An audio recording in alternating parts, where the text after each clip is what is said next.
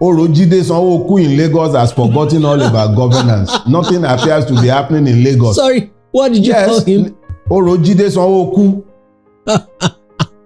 They had to bring out Oro for him to win. All he does is go around pointing fingers, and when he points at you, you are in trouble. No, I never called him the lion of Babylon. I called him the Alaafin of Bodilon. Okay. Never the lion of Bodilon. Okay. A lion has to rule, and a lion has some nobility to it. This one has no nobility to him. Please.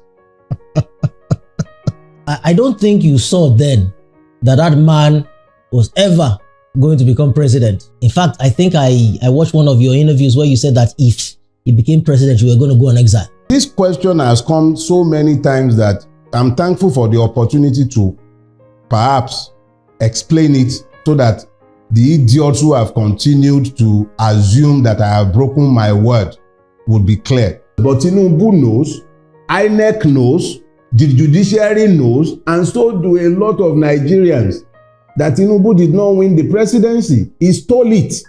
You have people who should be in jail, rotting in prison cells, presiding over the affairs of the country. You actually have to be functionally insane to remain in Nigeria. In fact, anyone you know who can afford to live abroad and has refused to go and has stayed behind is a madman. The person has to be insane because Nigeria is cannibalistic in the extreme. The Nigerian is busy crossing the Mediterranean Sea after surviving the Sahara and the slave markets of Libya. What are they fleeing from? Because that's not migration, that's fleeing. How did we get to this point? And it's going to get much worse. I hate to be the bearer of bad news, but I am merely speaking to what I see. There is no way I will fulfill my purpose without offending people. I've lost friends, I've lost clients. I piss off a lot of my friends, and that's fine. The truth must be told, whether people like it or not.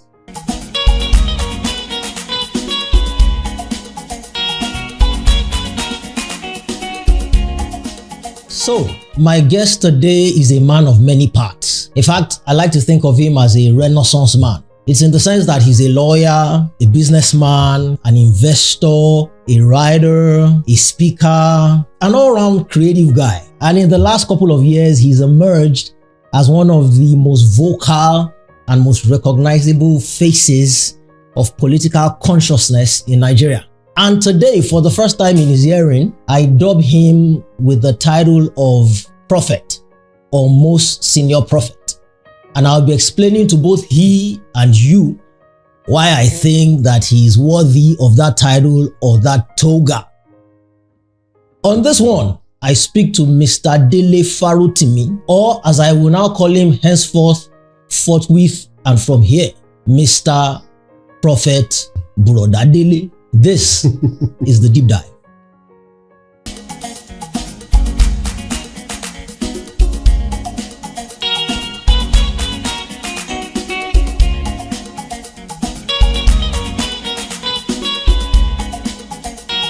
So, Mr. Prophet Brother Dele, ẹ mọ̀ kọjọ́ mẹ́ta. Alhaji Olatejubo ni o. Ṣàlàáfíà ni.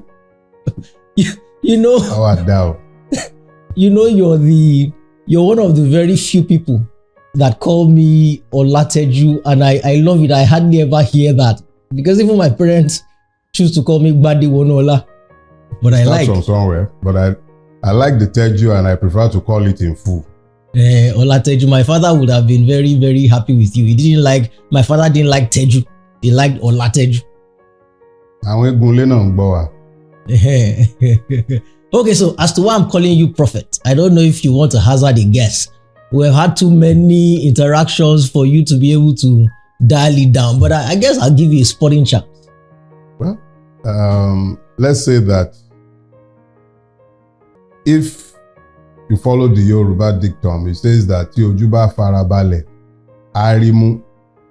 Nigeria is pretty easy to predict, and if you take your time to look to our history, it becomes rather easy to predict our future. So I know that there are things I have said over the course of time that have come to pass, and a lot of people have preferred to label me a prophet even when I have prefer to be left as Dele, because that is what my name is, and I lay no claim to any toga of the prophetic. But it is very easy to predict the future of Nigeria once you focus on our past. It foretells the future pretty easily. So I don't know the specific reason why you have decided to dash me the office of the prophet, but until such a time as when you start bringing my tithes and offerings, I would suggest that you leave it at Dele Farotimi. Okay, I'll tell you, and this is 10 years in the making. It was 2014. Oh, wow. Yes, 2014. Oh, wow. You and I are in your house on a Sunday afternoon having lunch, as is our wont. And then that was the time when the Naira for the first time had gone above the normal range of just below 200. That was during Jonathan's time. It had done 400-ish. And people were shouting. And you said, hey, you have seen nothing. You said that by the time everything finds its level, by the time all the dust settles, if the Naira exchanges to the dollar at 1,000 Naira to $1, then God would have been unfairly kind to Nigeria. God would have been partial in our matter. He said the way this thing is going, if I Mateo Banik Parisu 2005 to 1, if it even ends at 2005 to 1, we might be lucky. Well, here we are on the precipice of 2000. What do you call, how do you call it now? You know, Teju, Nigeria breaks my heart every time. It happens constantly.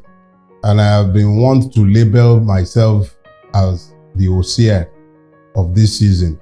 You know, when the prophet Hosea was told to go and marry from the daughters of the harlots and have children by her. That is what Nigeria is to me, because to a very large extent, our tragedies are foretold, and they are easily foretold. All you actually have to do is look at where we are, what we are doing in the season we are in, and the likely effect of our actions and inactions, and it becomes very easy to say exactly what would happen next. We are a hard-headed people. We are ruled by a system that is unrepentantly evil, and the people themselves, unfortunately, do not appear to have a clear understanding of cause and effect. So it's not really necessary to be possessed of a third eye. It is only important that you understand that for every action, there are consequences, and for every inaction, there are also consequences. So what you're saying today is merely the beginnings of the consequences of several years and decades of actions and inactions that were always going to bring what we are dealing with today. So I wasn't being prophetic in any way. I was merely looking into the womb of time based on where we were, what we were doing, and where we appear to be heading. Okay, so as at, I think it's 1617 to 1 now. Do you think we have found the balance, or there's still more pain to come? Well, I don't want to end up being tagged the prophet of doom. But in a situation where you have a oil-producing country that loses the entire value in the value chain, faced with multiple levels of wastages, in a world where world oil prices are rising and Nigeria's fortune should be on the up, what we are faced with is a country that cannot even meet its own energy needs and constantly has to import almost all of its energy requirements. As if that is not enough, $16 billion of Nigeria's money was wasted by Obasanjo's government in pursuit of darkness, and we're having to burn diesel and petrol in pursuit of energy in our household. Right here and now, I'm burning diesel again to be on this program with you. And what I'm doing is not new. It is replicated in almost every home in Nigeria where people could afford to buy one form of fuel or the other to power private generators. So that the dollar is going to, that the naira will weaken further than it is a self-fulfilling prophecy. I don't need to be God's power Oyewole. I don't need to be Emmanuel or one of these, our many, or maybe even Odumeje, or one of, I don't have to be one of those. The fact of the matter is that all you need is the capacity to objectively evaluate our situation and tell the truth of where we are. Our reality is suggestive of the road to Venezuela, if not worse. So it's not about gazing at any crystal ball. It's about looking to our reality. The public wastage of funds continues. Refusal to create value continues. Multidimensional poverty continues. It is a self-fulfilling prophecy unless there is a dramatic turnaround. Nothing is going to change. It will only get progressively worse. Okay, now let's come to who you are. I could use many adjectives now and you would turn all of them down. You say I'm none of those. I'd say you're public figure. I'd say you're, well, not celebrity, but celebrity adjacent. I'd say that you're ubiquitous. And knowing you, you turn down everything. But here's the thing. There are very few people who can say that they knew me way back when, you know, and you're one of the few people, relatively speaking.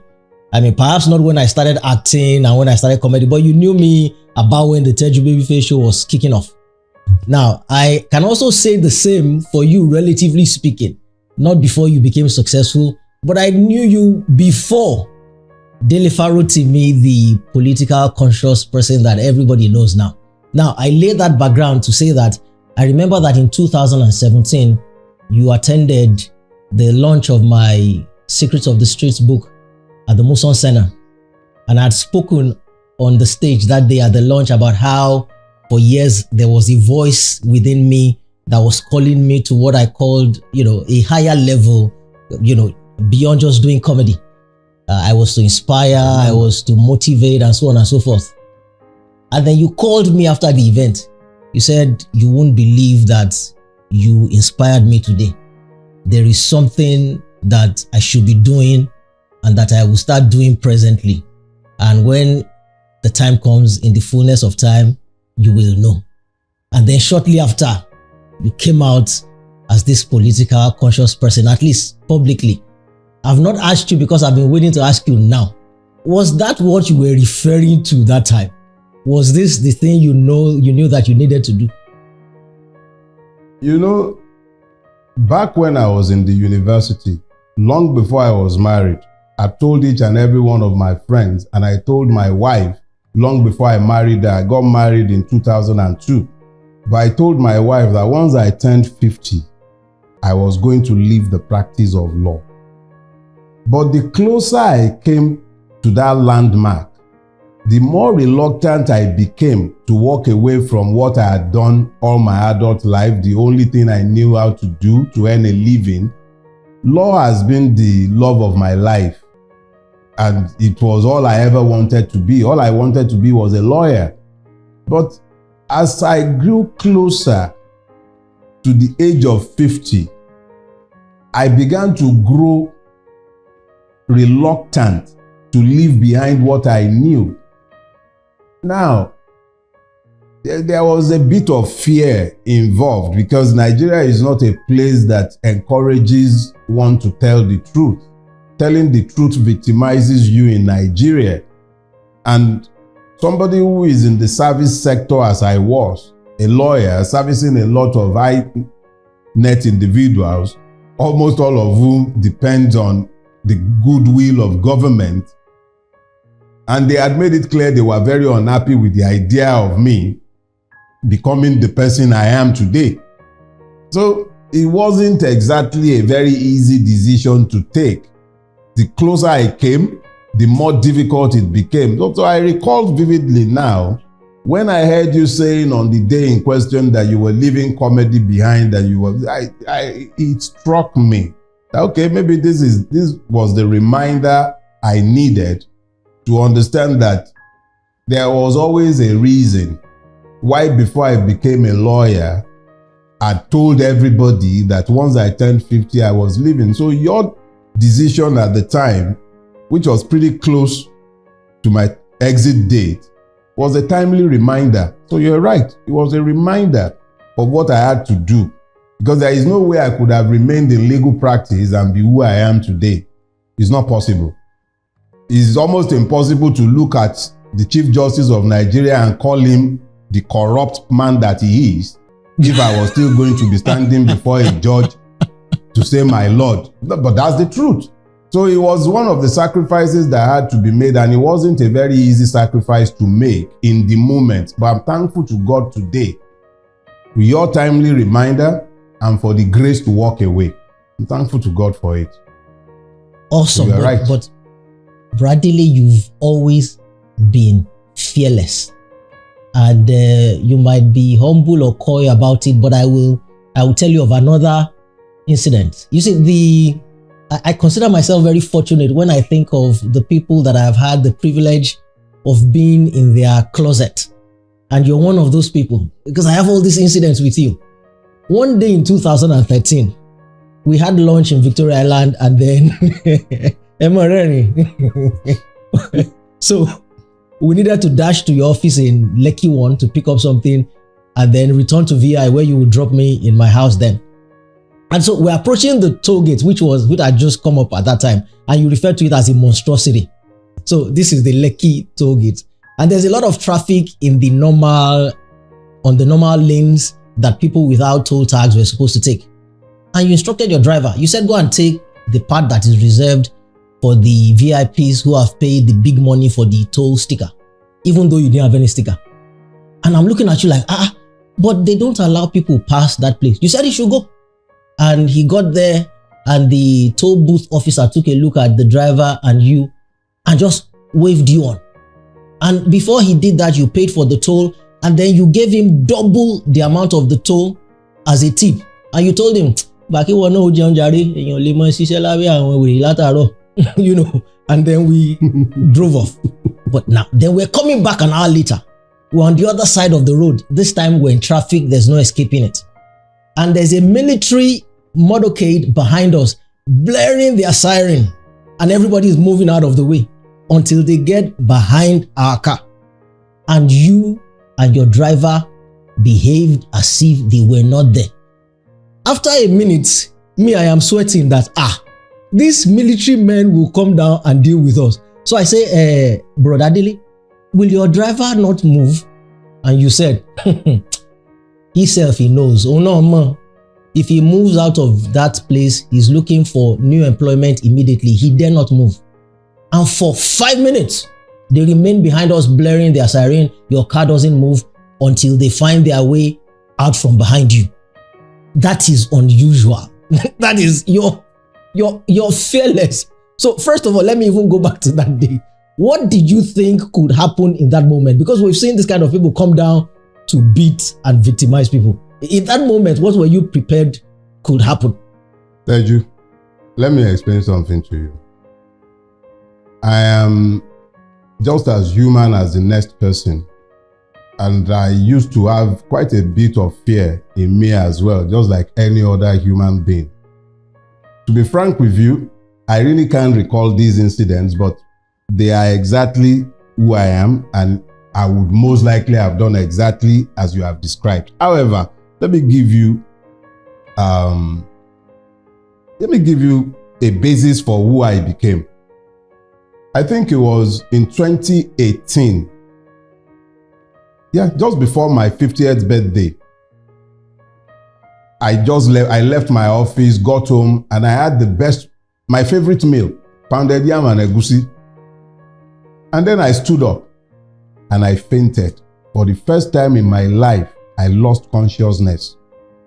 I have had endoscopies done 3 times in my lifetime. I refused anesthetics. I've had colonoscopies done 3 times. I refused anesthetics. Basically because I'm always afraid that if I should sleep off, I will not wake up. But on this occasion, I lost consciousness after having had my best meal. So when I was revived, the abiding emotion I felt was anger. Serious, unadulterated anger.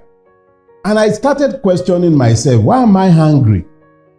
I wrote a piece titled The Day I Died. It's inside my first book, Do Not Die in Their War. I described what happened that day, and this is just to abbreviate for you. It was the anger that I didn't die fighting oppression. I didn't die trying to bring about a revolution in this decadent country in which I live. But I was simply going to die because I had pounded yam in my bedroom, the utmost peak of insult. So I learned from that day that it didn't matter what any man might do to me, as long as I am doing what I believe to be the right thing in the moment. So yeah, the soldier, what would they have done? They will come down and say that they must kill me for not moving out of the line in a space where I'm going to be paying toll gates, toll fees that I ought not to be paying in the first place.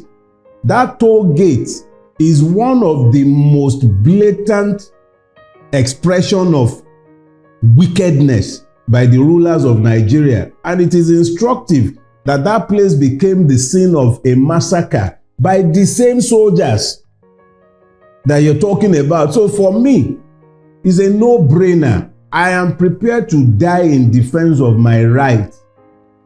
It is not a function of some death wish, but the reality is that Vala Mogulis, every man will die one day or the other. So it is better that I died for something worthwhile, such as the protection of my right, rather than to die after eating pounded yam right at the prime of my life. So it doesn't matter how a man dies, really.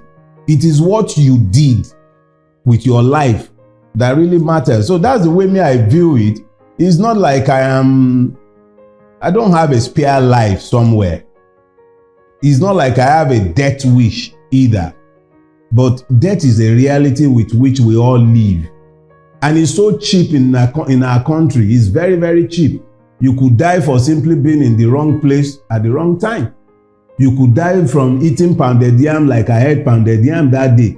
Interestingly, the doctors found nothing by the time I got to the hospital. So I realized that it was God's way of reminding me that I needn't worry about man.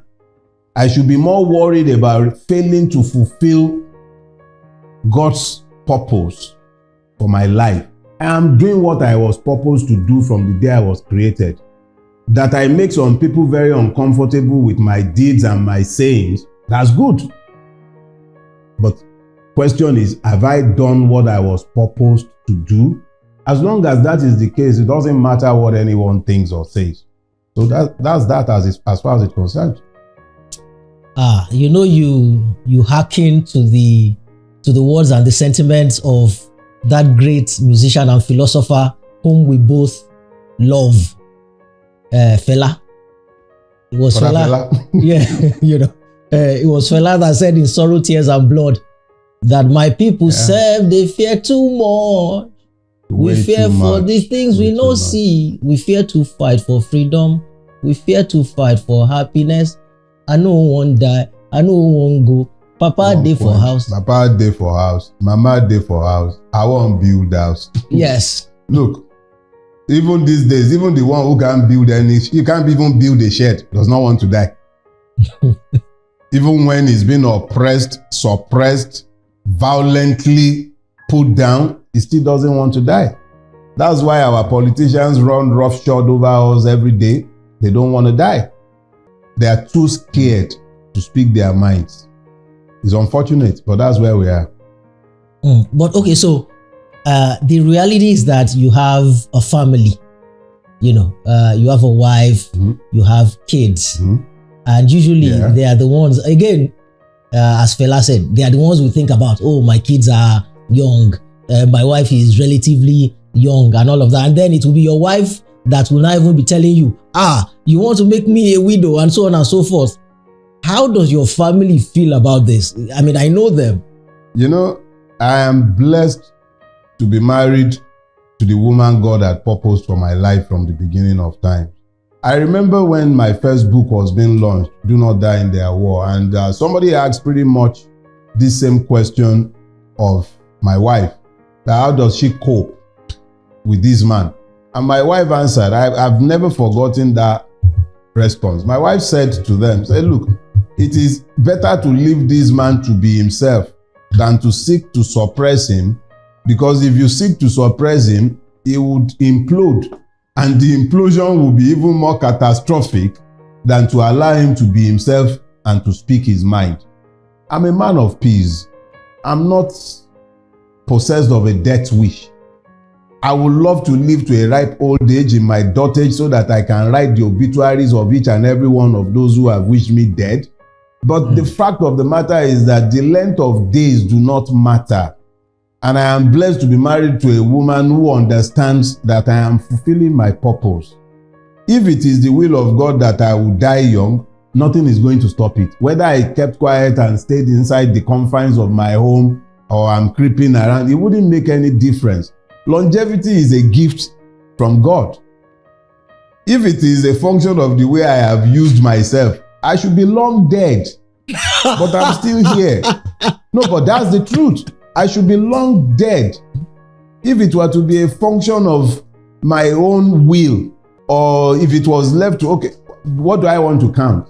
The number of years during which I drank like a fish, the number of years during which I smoked, the times that I would drive at crazy hours of the day, go to crazy places.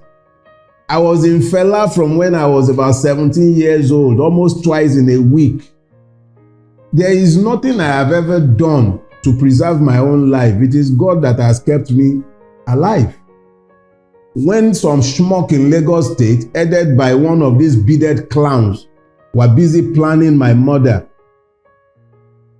it wasn't my power that stopped it. It was the grace of God that leaked their plans. I got to know of their plans. Your DSS in Lagos, they got a letter, the police got a letter detailing the names of the persons involved. Nobody was ever arrested or even, I'm not even sure they bothered to investigate anything. But I'm still here. So I'm not here by my own grace or by my own power. I'm here by the grace of God. So it is, I have lost all vestige of fear for human beings. My wife has learned not to worry ahead about me either. My children are young, yes. But do you know how many of my friends I have buried? People who are the most careful. Some of them were teetotalers. The driver you're speaking of, God rest his soul, Yakubu, is late now. Yakubu never drank or smoked in his life. He never drank. Not a drop of alcohol ever entered his mouth, and he never smoked. He died of cancer. God preserves those he will preserve. It's very clear. He says, I will show mercy unto whom I will show mercy. It has pleased him to preserve me. Not a function of me being a good person. It's not a function of me being deserving. So I don't worry my head about what anybody might care to do or not do. I am comfortable in the knowledge that I am in pursuit of my purpose. And if it pleases God that I live long, I will live long, regardless of the machinations of men. And if it pleases him that my time is up, even if I like, let me go and wear the shell of a tortoise and not depart from my bedroom. Just like I didn't depart from my bedroom the day I finished eating pounded yam and egusi, and I almost, in fact, it's the first and last time in my life that I've ever lost consciousness. I could have died. If I was meant to die, I would have died. So that was more or less like a reminder of the fact that it's not a function of my own grace or my power that I am still alive, but the grace of God. So it's not something that engages my time in any way, shape, or form. It doesn't bother me. When the time comes, it comes. But don't worry, I'll be right here to write the obituaries of each and every one of those who want me dead. Amen. Amen. Amen. Amen to okay. that. Do you think this is this mindset that you have, that you sit in right now, this this panoramic view of life that you have, do you think it is a function of your purpose, or do you think it's a right that every human being has and should have? Is this the way that all people should be, or you are that way because you are purposed to be that way? No. I think it's actually a mindset that all living beings should have. No matter how long you live, the only certainty in life is death. No matter how long you may live, it's not even certain whether we would have money or whether we would have children, whether we will build houses, whether we would be healthy. All those are not certain. But the day a man is born, the birth of a man into this sphere meant that he died to the womb. And the moment that man who died in the womb to be birthed into this plane was born into this plane, he began the journey to another death, which is also another birth. So, but it doesn't come home quite so clearly until when you are confronted with the reality of your mortality, as I was. Like I said, it was a subject that used to scare me. I didn't want to die because I had my children, I had my wife. I was always thinking about them. When I wanted to do something or the other, I'll caution myself, don't say that because you would offend some people. I'll be careful with that. But I realized that being careful meant that I wasn't doing, because there is no way I will fulfill my purpose without offending people. There is no way. If I was going to fulfill my purpose is simple.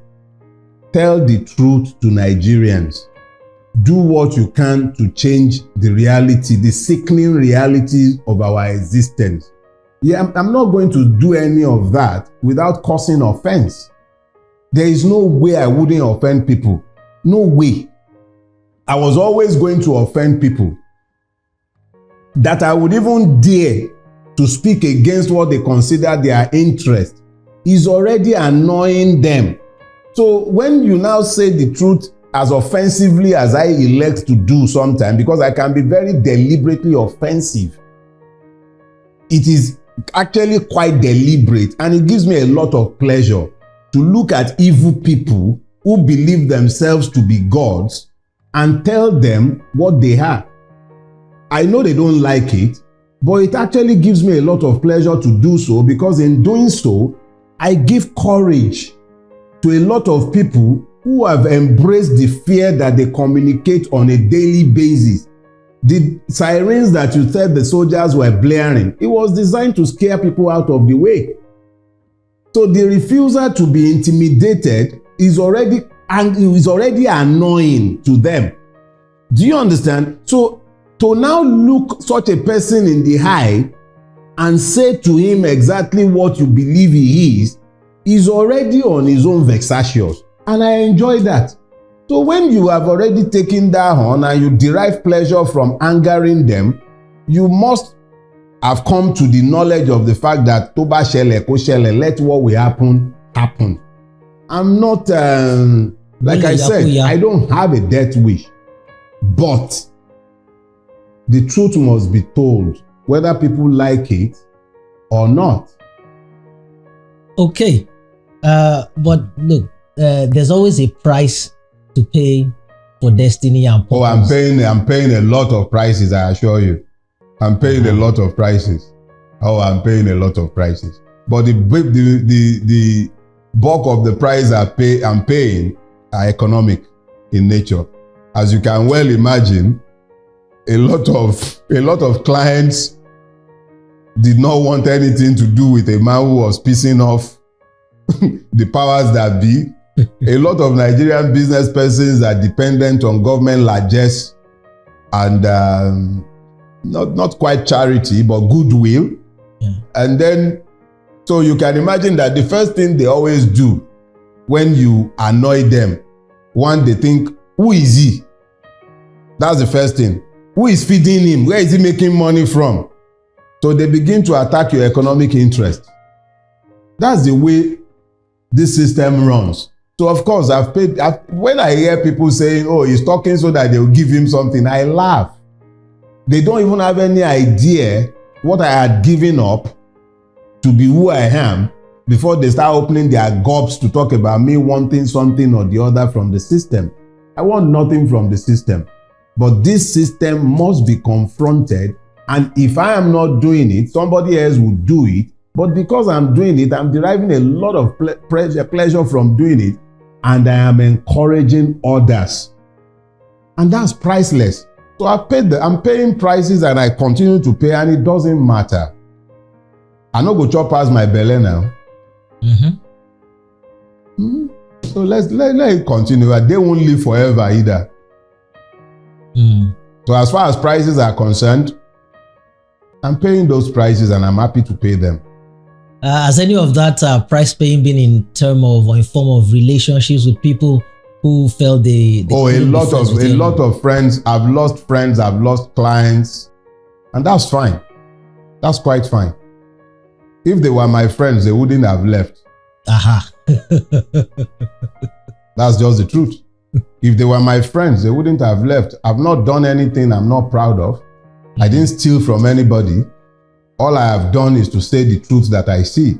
So if a friend is unhappy with me speaking the truth, that person was never my friend in the first place. I was merely convenient for the person to use. So if I'm no longer convenient for the person to use, they can always walk away. I'm fine with that. I don't hold it against anyone. We all choose. I've made my own choice. They can also choose where they go. It's none of my business. That's fine with me. You know, I just remembered there was something you said now. You said they were never my friends. They were just using me in as many words. But that's the truth. Yeah. I remember we were again having, this time was breakfast. It was the day I learned that you had your pap without sugar and any other additives. Takara, so you were telling me of how one day somebody who was supposed to be a friend called you, and then you spoke on the phone, and then they thought that they had cut off the phone. They thought they had disconnected the call, right? And then decided to speak ill of you. I mean, you still had the call going on, and they thought they had disconnected the call, and they started to speak evil of you, and you heard everything. You know, that still gives me goosebumps when I think about it. I considered you lucky. In that instance. God does not, nothing happens by accident. The event you're describing was actually God orchestrated. This is a friend of several decades. And he called me, and he thought the call was gone. He thought we was done. He didn't realize that he left the line on. And he kept talking to a third party, and he was talking about me. And I heard everything he had to say about me. In the first place, I was not shocked to hear what he had to say. I wasn't surprised either to hear what he had to say. And interestingly, he wasn't particularly lying. It wasn't like he was lying. It was just that it's not a view that he had ever expressed in front of me. Because what did he say? Say, oh, don't mind him. He's hard-headed. He believes that he's the only one who knows the truth. Something along those lines. And I'm not afraid to admit, I'm not ashamed to admit to the fact that he's correct. One of the first things that happens to you to be able to do the things I do is that you must be convinced. Your convictions must be strong. If your convictions are not strong, you become available for sale, or you become fickle. It will mean that you become easy to dissuade. I have very strong convictions, and my convictions turn a lot of people off, including my friends. I piss off a lot of my friends, and that's fine. That is very fine. The important thing is that I would have preferred that he took up those reservations with me as his friend, and not that he was selling me off to a third party. But it's fine. These are the things that makes the totality of who we are. So it's fine. I didn't mind. I didn't hold it against him. For a season. You didn't hold it against him. You still have relations with him. Oh, we are still friends today.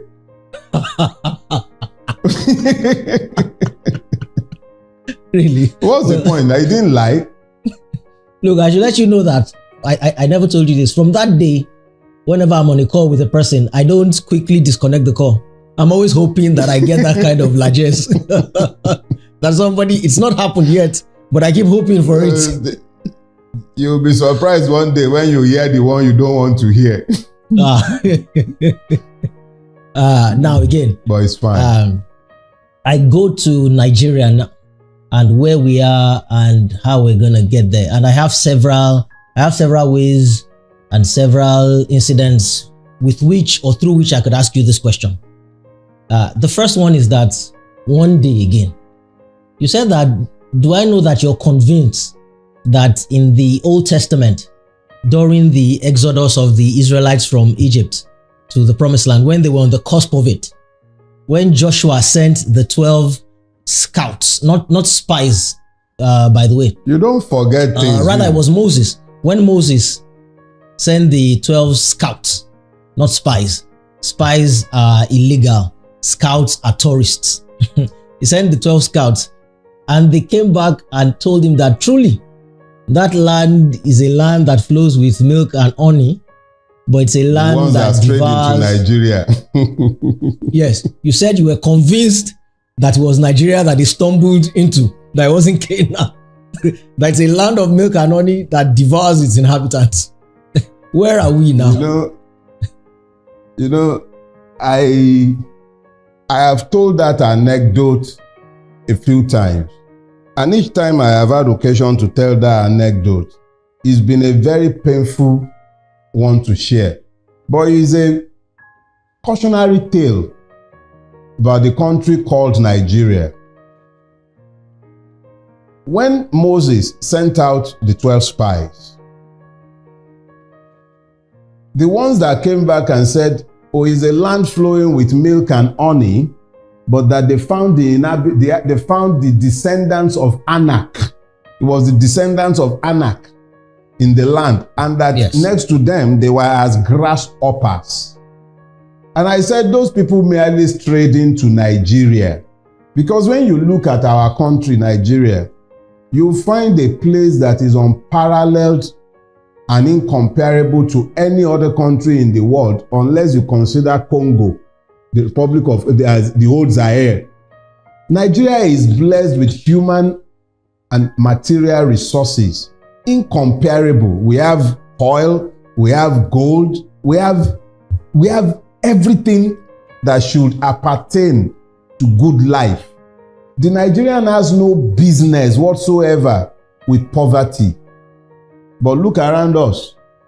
Nigerians are living in multi-dimensional poverty. And the ruiners of the country, they are living like pashas. They are living the lives of kings and princes. But the people themselves are deliberately impoverished. So it is not out of place to compare Nigeria to that place that was described as consuming its inhabitants, because Nigeria is cannibalistic in the extreme. In recent days, you've heard the story of Okwama, where the soldiers were murdered by a few, and where the soldiers went back with reprisal attacks and leveled almost an entire community, killing indiscriminately. Lekki Toll Gate and the massacre that took place there in October 2020 is another good example of what we have become as a people. Earlier in the year, we were talking about Bokos in Plateau State, where people were killed on Christmas Day like flies. Nigeria is the only place where you find the government talking about repentant terrorists and absorbing them into the army. Nigeria is the only place that will be as rich as it is, and you see people desperately scooping hot food off boiling cauldrons, packing rice with sand. This is the country where the rulers were hiding palliatives meant for people during COVID. Everything about Nigeria is suggestive of the country that the spies entered, where it consumes, it devours. Those are the words. It devours. It's a land that devours its inhabitants. It is instructive that it is this same country that could not find 5 billion for the student loan scheme, that they are busy buying a 160 million naira Jeep. They are praying billions into private accounts. You have people who should be in jail, rotting in prison cells, presiding over the affairs of the country. And you think that it is not succinct that we describe such a country as a place that devours its inhabitants. The Nigerian is busy crossing the Mediterranean Sea after surviving the Sahara and the slave markets of Libya. What are they fleeing from? Because that's not migration. That's fleeing. They are fleeing what has become a functional war zone. How did we get to this point? In my youth, you could go to England without collecting visa. They will stamp your visa at the gate. It's right there at immigration control that they will give you they'll stamp your visa to enter. This is the same country today where you require millions to buy ticket and you need to queue. You see our people queuing in the rain and in the sun to get visas to go out. Cephas, West African Cephas, the Togolese currency has more weight than our naira today. How did we get here? So it is, and if you remember, this analogy that you are raising from this is an anecdote that goes back over 10 years. It wasn't this bad then, and it's going to get much worse. So it's unfortunate that we are where we are, but this is where we are. And there is nothing about where we are that is suggestive of any immediate turnaround anytime soon. I hate to be the bearer of bad news, but I am merely speaking to what I see. There is nothing about our country to encourage hope or offer any worthy aspiration. Well, Bradley, as at 11, 12 years ago, you couldn't stand the man that you would call the Lion of Bodilon. I mean, I never called him the Lion of Bodilon. I called him the Alaafin of Bodilon. Okay. Never the Lion of Bodilon. Okay. A lion has to rule, and a lion has some nobility to it. This one has no nobility to him. Please. Okay. You're making my point exactly. Okay, you called him. Okay, I missed that. It was something of Bodilon. It was the Alaafin. That's what you called him. Yeah. Okay. And I don't think you saw then that man was ever going to become president. And yet here we are. In fact, I think I watched one of your interviews where you said that if he became president, you were going to go on exile. Let me explain something to you, Teju. Because this question has come so many times that I'm thankful for the opportunity to perhaps explain it so that the idiots who have continued to assume that I have broken my word would be clear. I said if he won the presidency, I'll leave Nigeria on exile. So let me clear that up. For him to have won, the people would have had to have voted for him. We didn't vote for him. He stole the presidency. Yakubu and INEC sold him the presidency. The presidency is not an expression of the people's will. It is an expression of the debauchery of INEC and the height of our judicial corruption. He did not win the presidency. If I had left, I would have been sanitizing and deodorizing a skunk. If nothing else, I rise and fall by my word. And when I said that I would live on exile if this man won, it was so that people will know that I do not believe Nigerians to be depraved enough to be possessed of the idiocy to vote somebody like him into power. And they did not. Anybody who prefers to delude themselves can continue to delude themselves, but Tinubu knows, INEC knows, the judiciary knows, and so do a lot of Nigerians, that Tinubu did not win the presidency. He stole it. So I'm not leaving because he did not win. It's that simple. That I'm still here is in rebuke of him. It actually cost me a lot more to stay here. It's not just the multiple level of danger that I face on a daily basis by remaining in Nigeria. Because if they will be planning my murder 3 years ago when they were not in power, one of his goons in Lagos State was the one sat at the head of the plot to kill me. They are the ones in power now. Ordinarily, I should run now. But I'm here. I am here because he did not win. He knows it. And every man and his dog in Lagos State knows it. He was beaten resoundingly in Lagos on the 25th of February. He couldn't even make 15% in Lagos. Segun Agbaje, the INEC commissioner in Lagos State, cannot produce the form EC8A for Lagos State up till today. I was the person who was charged by the Obi legal team to collect the election material from INEC. He could not, up until today, INEC in Lagos State cannot give us the form EC8A, which is the polling unit level result. Because they know he lost. He lost woefully. He was thoroughly rejected across the length and breadth of the state that he has held hostage. For 24 years as at that time, he lost. So how much more the other parts of Nigeria? Let them continue fooling themselves. He has snatched it, grabbed it, but he can't run with it. And that's why we are all in the mess that we are in today. So yeah, if he had won, if Nigerians had been foolish enough to have voted for him, I would have left. It wouldn't be because of him. It would be out of protest that I could be stuck with such evil people who would have found the grace to vote for somebody like him. But as I have said, they did not vote for him. They rejected him. He has forced himself on us. And we can't do much about that. But I'm not going to legitimize his stealing by leaving. He didn't win. Wow. All right. Speaking of leaving, I remember that you were one of the very few people to whom I shared my plans to move my family out of the country about 2017-ish. 2017-18. And you were unreservedly against it. You didn't think I should.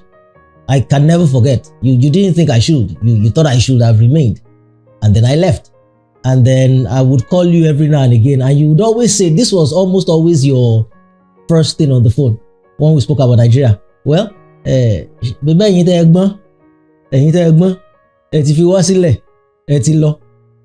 because we joke a lot, I never know whether you're serious as to whether you've changed your stance or whether you're teasing. So which is it right now? If I was still there and I came to you today and I said, I'm leaving now, or at least I'm taking my family, I'll be back after a while, what would you have said today? See, Teju, the apple tree will not grow in Lagos because it was never intended for the soils of Lagos. But plant coconut, it will thrive. I was born to live here, and so are you. But people go where they will survive, and that was all you did. But if you had come to me today to say to me, ẹ̀gbọ́n mò ń lọ o, I would probably not have said to you what I said at that time.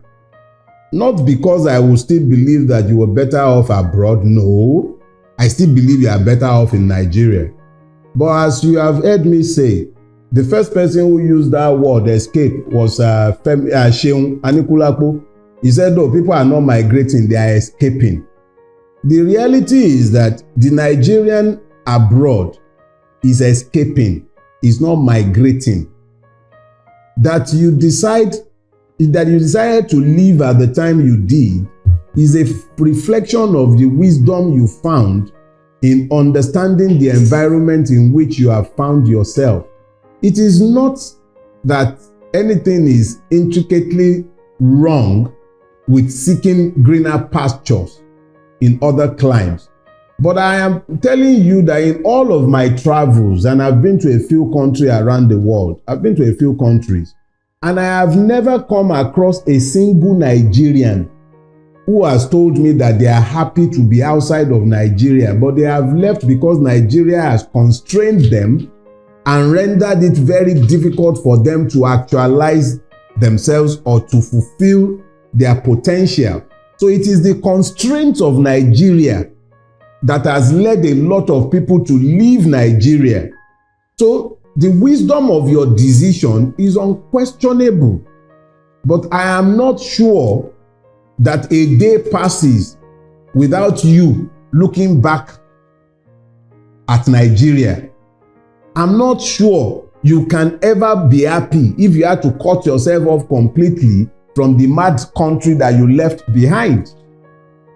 But when you speak with me and I tell you, the wise ones have left, it is the truth.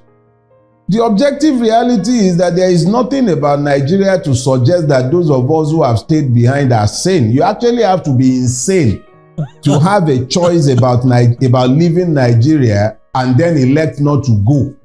You actually have to be functionally insane to remain in Nigeria. In fact, it is my thesis and argument that if you truly want to know the insane Nigerian, look to the ones who have a choice as to where they will live and who can afford to live abroad but elect to stay behind in Nigeria. Anyone you know who can afford to live abroad and has refused to go and has stayed behind is a madman. The person has to be insane. Yes, now, the person has to be insane. How can you exercise a choice to remain in a place that is as functionally crazy as our country has become? Everything that should not happen, every abnormality has been normalized in our space. Everything that shouldn't happen is happening in this place. Everything. And yet, we all carry on as if it is completely normal. So, yes, I don't believe that it is right for a Nigerian to leave Nigeria and go abroad, especially America, because even the blacks who were born there, who are fourth and fifth generation, are not accorded the full rights of a human being. When the system can find its way to deal with them the way it is structured to deal with them, it still deals with them as though they are still enslaved. So as bad as he bad, the Nigerian soldier look at me too, I can shakara him. He doesn't know who my father is. If it comes down to that level, we can shakara each other. May God rest Pius Adesomi in his bosom. I read a piece that he wrote some years before he died, how he would have to drive all the way into the Canadian bush to go and hoot his horn. You know, he hadn't been hearing car horn, so he would drive into the forest to go and press his horn so that he can hear it, because it's too normal and sane in that place, and he's not used to the normalcy and sanity. We are Nigerians. Sanity is far from us because our country does not allow us the luxury of sanity. That is just the reality. So you have described yourself herein as being an insane person. If I was sane, why would I be in Nigeria? I have to be insane to be here now. Look, sanity is an handicap. If you are too sane in Nigeria, okay, let me tell you something. If you want to know how insane we are, drive into a roundabout in Nigeria. You are driving into the roundabout, you know that the person in the roundabout has the right of way and you are waiting for him to go.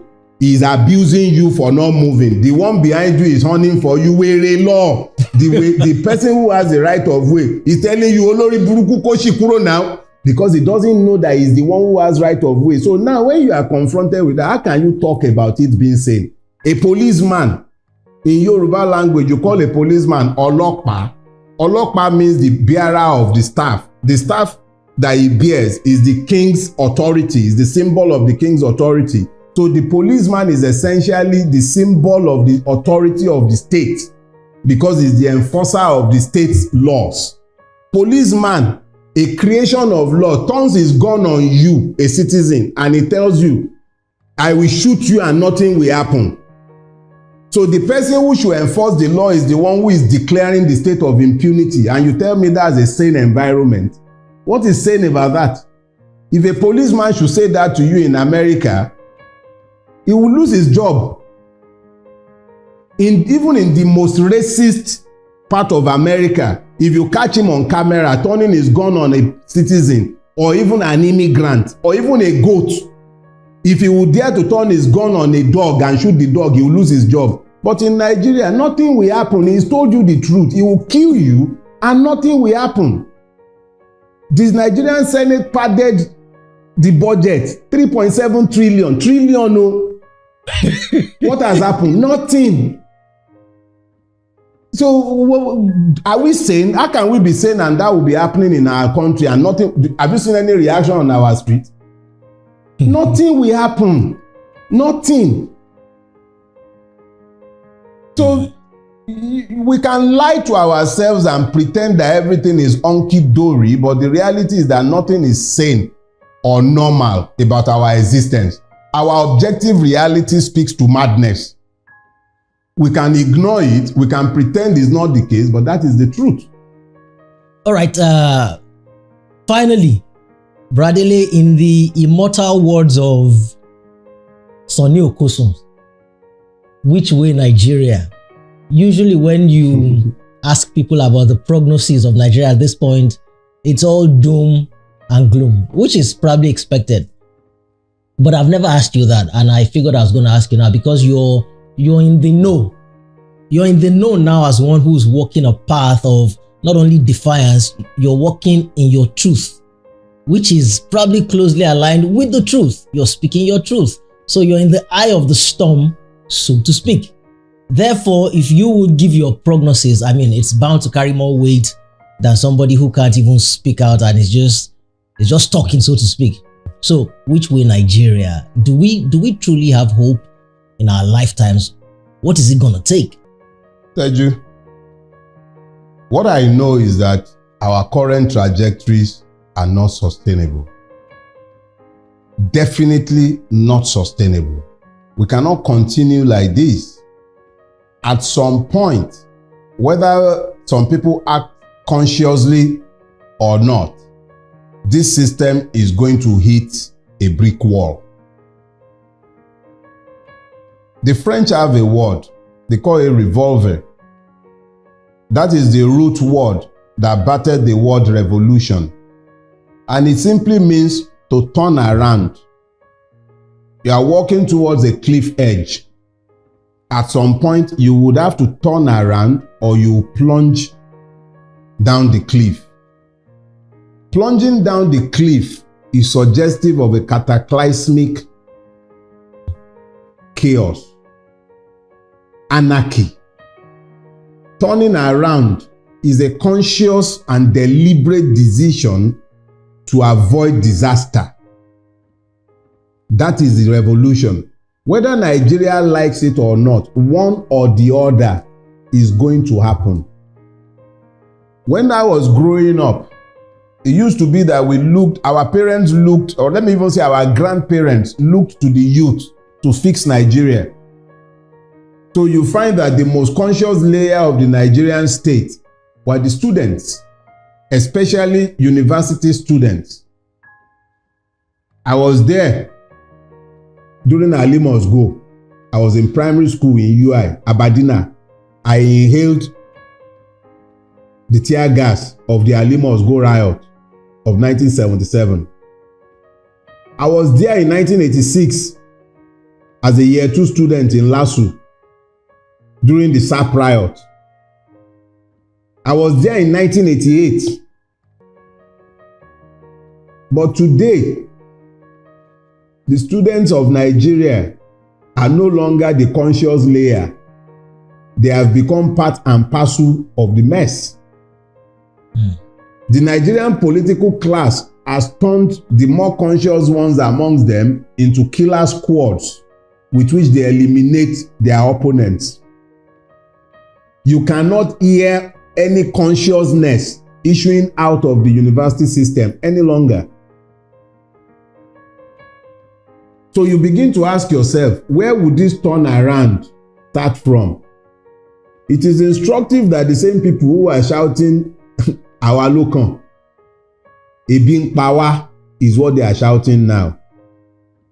Hunger and deprivation has been democratized in Nigeria.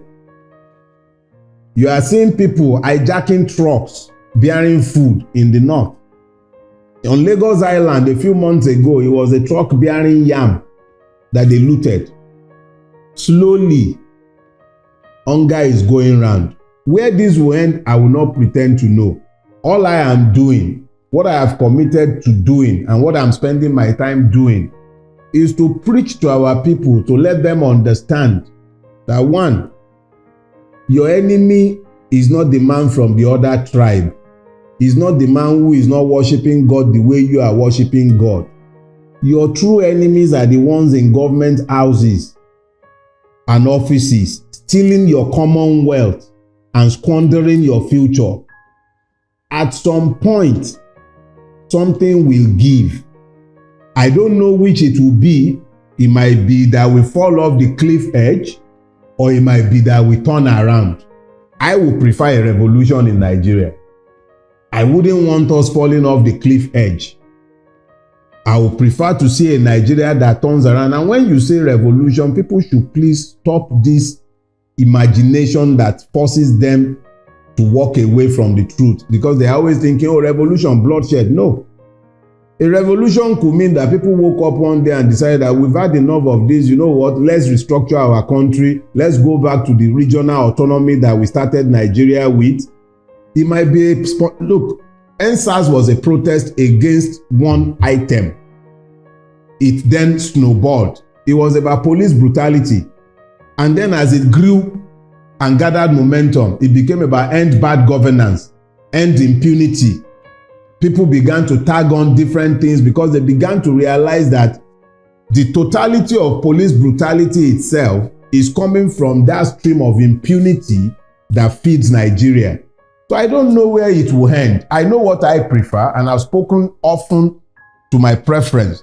However, I have no way of deciding for the Nigerians. It is up to Nigerians to decide exactly what direction they want to take their country. My preference will be a revolution, as peaceful as it can possibly be. We were very peaceful during NSAS. It didn't stop the state from murdering untold numbers. So we might be looking for a peaceful revolution, and it might not end up peaceful. But that will not be because we started any violence. It will be because the state reacted predictably with violence. So my preference, I'm not shy about it. I've said it multiple times, would be to have a revolution in Nigeria, and I want it to be peaceful, because the only person who gains when it is violent is the state. The poor man has no guns to bear. It is the state that has all the instruments of coercion. So that's my preference. Okay, my second final question. Based on that which you've said, we're hearing what seems to be hope coming out of Abia State. The governor seems to be doing some good things. From your practiced and experienced eye, is this the real thing in the right direction, or is this another mirage from which we will be rudely shocked back to reality all of a sudden? Is this going to spread? Is this going to catch? Could this be contagious? See, the problem with our situation is that we can't vote our way out of our mess. With INEC as useless as it is, and with the judiciary as debased as it is, we cannot vote our ways out of this. However, it is not impossible that this motley crew of bandits that are sat in our National Assembly, they may, out of their own selfish interest, come to the conclusion that they will strengthen the Electoral Act to demand electronic transfer from the polling unit level for future elections. That would be a revolutionary step. But what I can say about Abia State is this: when a governor is succeeding three disasters like Oji Uzokalu, Theodore Oji, and Ikpeasu, unmitigated disasters, all three of them, it becomes very easy for that governor to excel, because however little he might do, it will be magnified against the backdrop of the failures that he has succeeded. Everything coming out of Abia State is suggestive of a good governor who is giving good governance to the people, and the people would appear to be enjoying the dividends of democracy in Abia State. Whether that will be sustained For the next 4 years, only God knows. I have no idea. The man, if he is as wise as he appears to be, must know by now that he will not live forever, and posterity should be what he should be working towards. And he wasn't exactly a poor man before he became governor. So as long as he continues to remember the fact of his mortality, I would imagine that should be sufficient to help him to do the right thing. If he continues that way, no matter how much they might want to rig, it will become impossible for them to rig him out in 4 years' time. And if they cannot rig him out in 4 years' time, it becomes easy to say that he would retain power in 4 years' time, and he will continue and build on the legacy that he has started with now. But as you can imagine, you have 36 states, and we are speaking to only one state out of 36. Orojide Sanwo-Olu in Lagos has forgotten all about governance. Nothing appears to be happening in Lagos. Sorry, what did you call him? Orojide Sanwo-Olu. They had to bring out Oro for him to win what they call the election in March of last year. They had to bring out Oro. Oro came out in every local government in Lagos State. And considering the fact that he paid blood money to the survivors of Lekki Toll Gate, it is fitting to call him Sanwo-Olu. So that's my name for him. He is here in Lagos and we don't feel his impact. All he does is go around pointing fingers, and when he points at you are in trouble. So if only one governor is being talked about out of 36, it tells you how useless the situation is and how hopeless it has become. Only one out of 36 is being talked about. That is appalling in the extreme. My brother Dele, thank you for doing this with me. It's overdue. No, it's a pleasure. On and on and on. I look forward to seeing you soon. Anytime, brother. Anytime. My regards to the family. I'm also to be average. We'll carry on later on.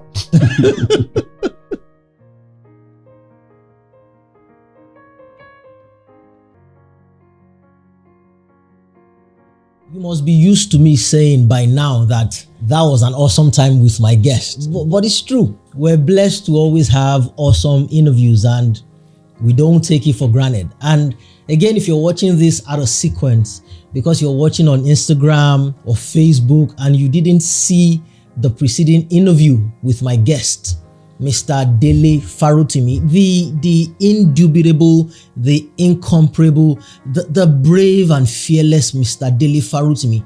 If you didn't see that interview, then you're doing yourself grave injustice and a disfavor and a disservice by not seeing that interview. And in that interview, he underscored something that I spoke about just a couple of days ago. A couple of days ago, I was talking to you about purpose on this Wisdom Roundup. And I told you that purpose in life is the very core and center and the foundation of your happiness in life. Your fulfillment in life all comes from your purpose.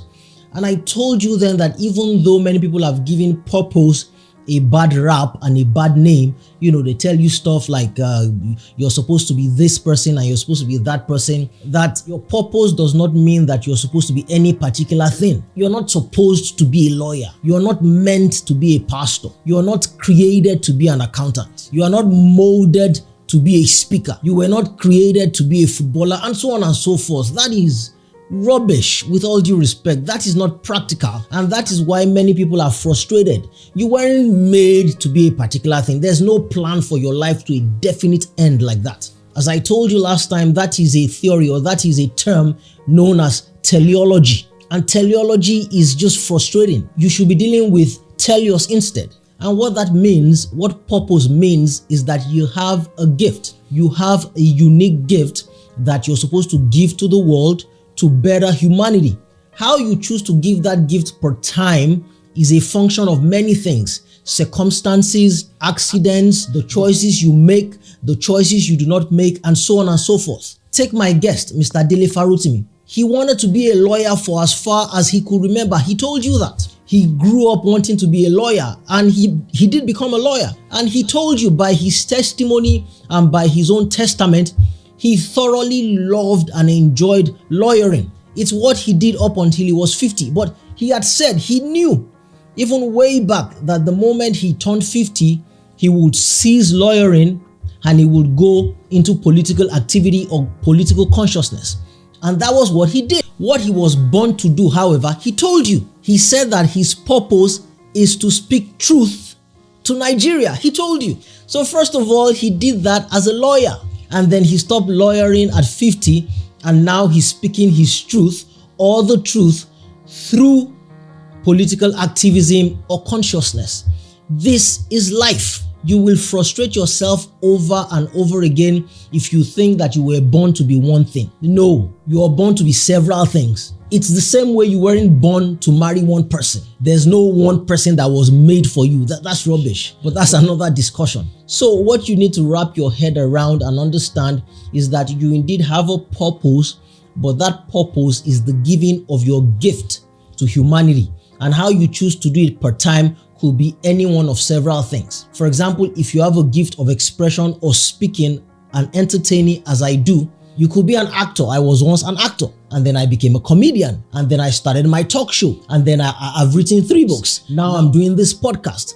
Same gift, same purpose, using it different ways. So if you're struggling with finding your purpose today and that thing is driving you insane, just slow down. Understand first of all that you weren't born to be one specific thing. First of all, identify what your gift is, what you were meant to give to the world. And then when you identify that, think logically about how you can best give us that gift. And then you begin to find light and a path. I'll see you on the next one.